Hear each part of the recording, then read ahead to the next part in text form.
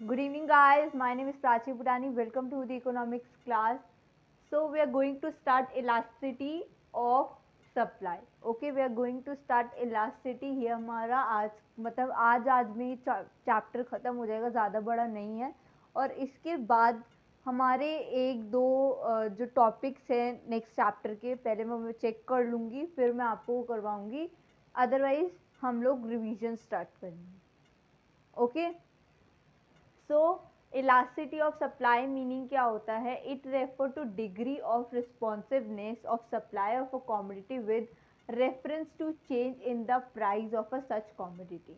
जो एक डिग्री बताता है किसी की रिस्पॉन्सिवनेस होती है सप्लाई की, उस कॉमोडिटी की डिग्री ऑफ रिस्पॉन्सिवनेस, जो डिग्री की रिस्पॉन्सिवनेस है, responsiveness of supply of a commodity with, साथ साथ ये क्या रेफरेंस लाता है? कुछ प्राइजेस के अंदर चेंजेस करते हैं। जितनी भी कॉमोडिटीज़ हैं हमारी, उसके अंदर कुछ ना कुछ क्या लाता है? ये चेंजेस लाता है। ये एक डिग्री ऑफ रिस्पॉन्सिवनेस है of supply of a commodity with reference to change in the price of such commodity. Clear है? This is the meaning of the elasticity. Screenshot लेते रहना, और अदरवाइज आपको नोट डाउन करना है तो अपने नोट्स को प्रिपेयर करते रहना, नोटबुक एंड पेन को साथ में लेकर बैठना।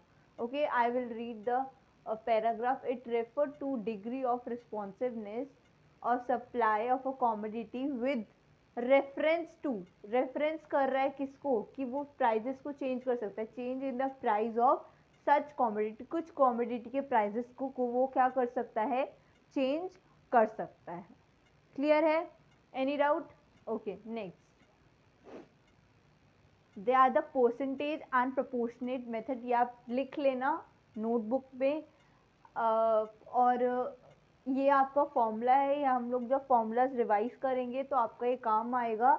जब हम लोग फॉर्मूलेज, मैं आपको दोबारा से फॉर्मूलेज, जब हम लोग न्यूमेरिकल्स करेंगे इसके, तो हम लोग ये पक्का करेंगे तो ये हमें और क्लियर हो जाएगा। तो ये प्रोपोर्शन मेथड है। Percentage change in quantity supply, percentage change in price. ये इलास्टिसिटी ऑफ सप्लाई का फॉर्मूला है कि क्या चेंजेस करता है क्वांटिटी सप्लाई के अंदर, परसेंटेज चेंज इन प्राइस के अंदर क्या क्या चेंजेस आते हैं। Q2 minus Q1 divided by Q1 into 100। ये सब मैं आपको बताऊँ कि Q2 जो होता है वो क्वांटिटी होता है। ओके, और प्राइस कितना है? P होता है। इसको हम लोग ये सब बाद में डिस्कस करेंगे, इस मेथड को, जब हम लोग क्लियर हो जाएगा, जब हमने, आप लोग ये नोट डाउन कर कर रखना, बस ये याद रखना। बाकी मैं आपको जब न्यूमेरिकल्स करवाऊंगी तब नेक्स्ट बताऊंगी। नेक्स्ट हम लोग डिग्रीज करते हैं, degrees of elasticity of supply. First is perfectly inelastic supply. Perfectly inelastic supply क्या होता है?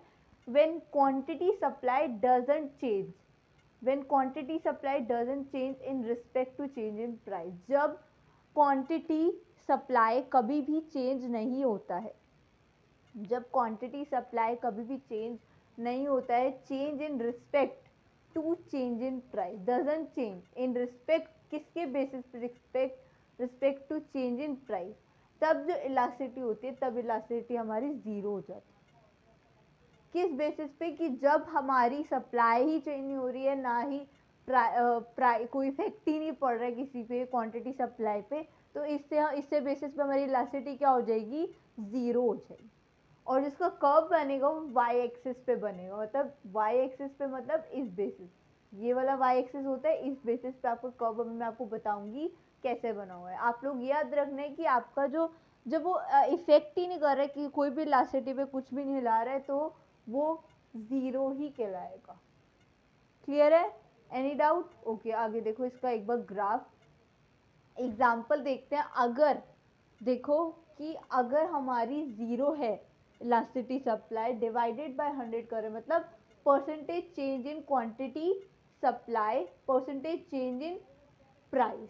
ठीक है, मतलब हमारी इसके अंदर इलास्टिसिटी क्या होगी? ज़ीरो आएगी। इसके अंदर हमारी इलास्टिसिटी क्या होगी? ज़ीरो आएगी। मेरे पास प्राइस जो है 100 का है, और इलास्टिसिटी का जो क्वांटिटी का है वो ज़ीरो है। ठीक है, तो इससे मतलब मेरी प्राइस ज़ीरो है, तो मेरी इलास्टिसिटी क्या आ जाएगी? आपको पता है मेरी इलास्टिसिटी ऑफ सप्लाई क्या आएगी? अगर मेरी इलास्टिसिटी, मैंने अभी आपको बताया इलास्टिसिटी ऑफ सप्लाई की 0 आ रही है ऊपर, तो यही मैंने अपना प्राइस लिया 100, क्लियर है, 100 लिया मैंने प्राइस, ओके। इस बेसिस पे जो मेरी चेंज इन क्वांटिटी डिमांड, और इसके बेसिस पे मेरा फॉर्मूला भी यही था इलास्टिसिटी का, अभी हमने पढ़ा था। तो 0 मैंने दे दी क्वांटिटी और प्राइस दे दिया 100, तो अब मेरी इलास्टिसिटी सप्लाई क्या आएगी, 10, क्या आएगी, इलास्टिसिटी ऑफ सप्लाई क्या आएगी। अगर मेरा 100 प्राइस है, क्वांटिटी 0 है, तो क्या आंसर आएगा, इलास्टिसिटी ऑफ सप्लाई क्या आएगी, 0। अभी हम लोगों ने नीचे पढ़ा, एक बार नीचे करो, यहाँ पे पढ़ा कि इसके अंदर जो क्वांटिटी है कोई भी चेंजेस नहीं आते, तब वो रिस्पेक्ट में इलास्टिसिटी क्या बन जाती है हमारी, 0 बन जाती है। क्लियर है, क्लियर है यहाँ तक, ओके। अब आगे देख लेते हैं इसका एक बार कर्व। ये जो कर्व बन रहा है ये वाई एक्सिस, मतलब parallel to Y axis, parallel to Y axis है, oh sorry Y axis, X axis नहीं Y axis, parallel to Y axis.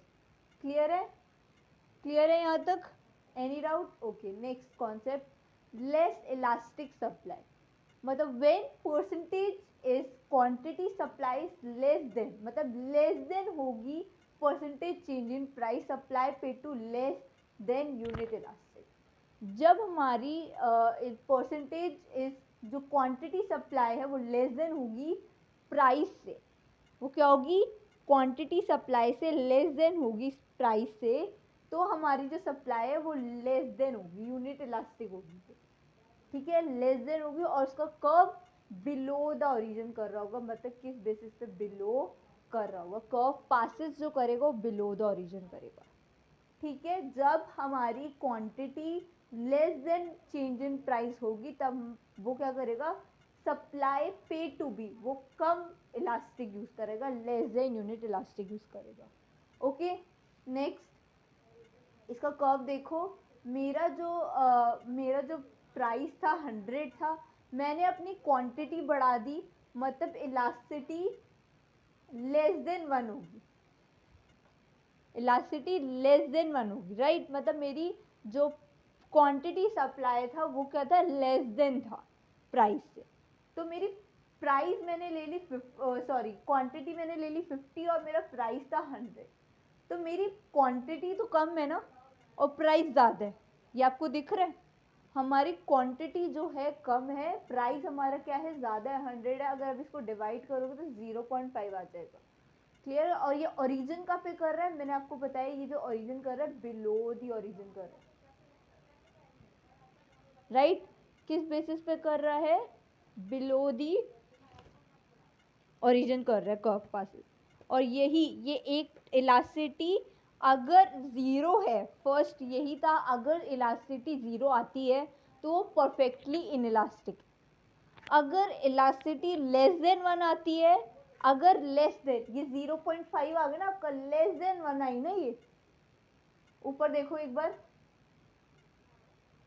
यहाँ पे देखो ये लेस देन 1 आई है, इलास्टिसिटी कितनी आई है आपकी, 0.5।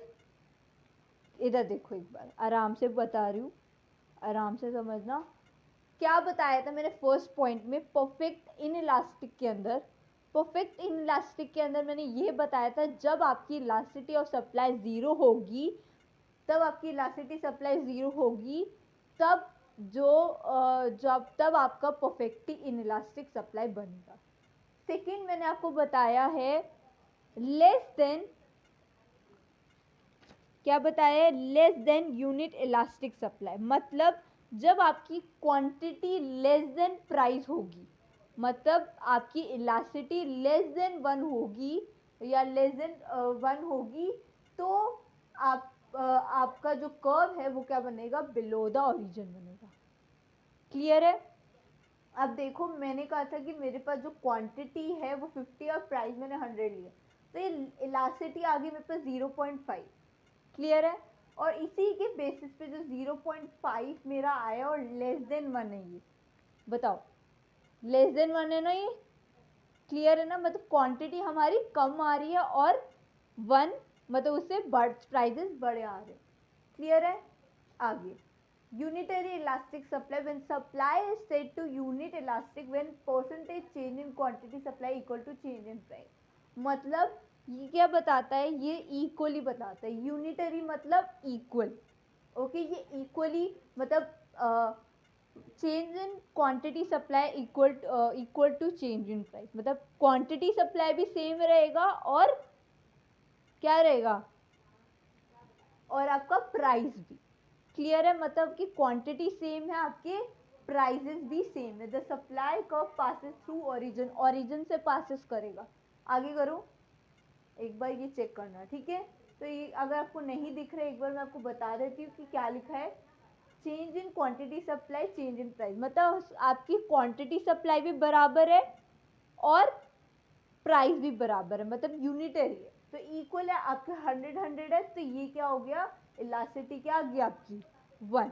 या तो वो लेस देन 1 होगी, ये याद रखोगे, जब 0 आ रही होगी तो परफेक्टली क्या होगी, इन इलास्टिक, और जब लेस देन 1 आ रही होगी तब क्या होगी, लेस देन, और जब इक्वल आ रही होगी तो यूनिटरी होगी। ये ओरिजिन से स्टार्ट होगा, okay. And next is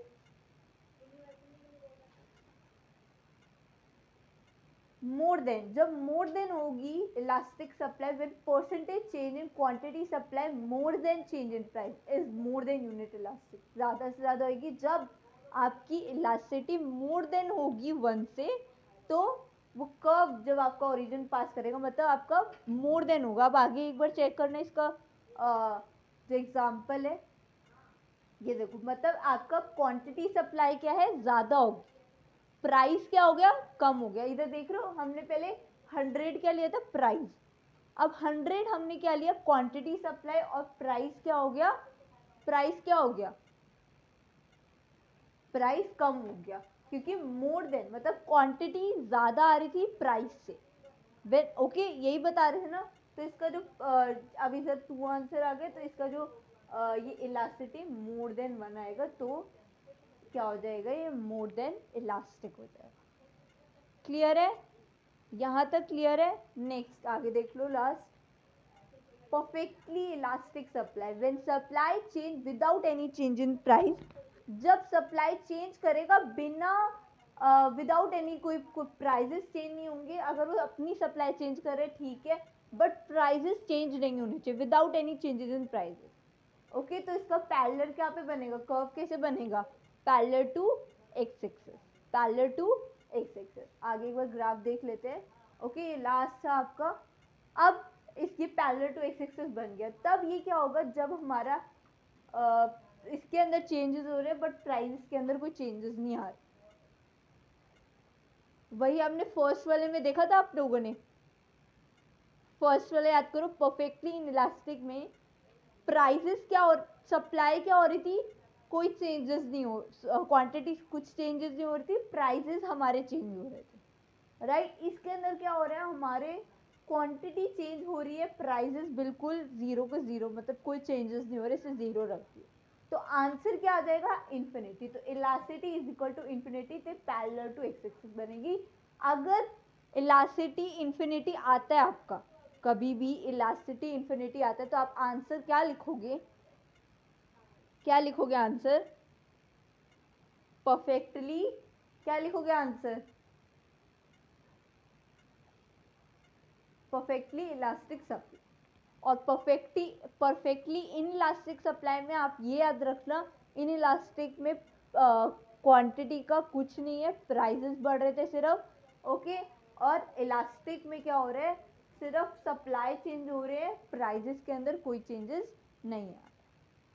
clear है? उसका वाई एक्सिस से पैरेलल बन रहा था और ये एक्स एक्सिस से पैरेलल बन रहा है, inelastic Y, inelastic X axis. Clear है? Any doubt? अब हम लोग ने ये चैप्टर हमारा कंप्लीट हो गया इलास्टिक, बस हमारे न्यूमेरिकल्स रह गए।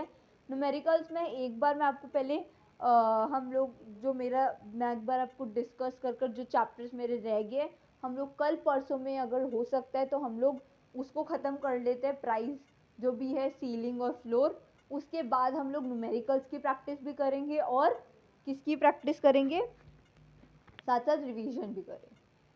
क्लियर है? क्योंकि जो न्यूमेरिकल्स हैं मे बी आप थोड़े कम हो गए आप लोग को रिवाइज करने के लिए, आप लोग साथ साथ में आपको फॉर्मूले भी मैंने आपको हर किसी के बता देते हैं रेवेन्यू के, और जिसके रह गए हैं वो मैं आपको दे दूंगी, हम लोग साथ साथ इसके भी दूंगी, और कई चैप्टर्स के और हैं उसके भी दे दूंगी, साथ साथ हम लोग उसको रिवाइज करते रहेंगे।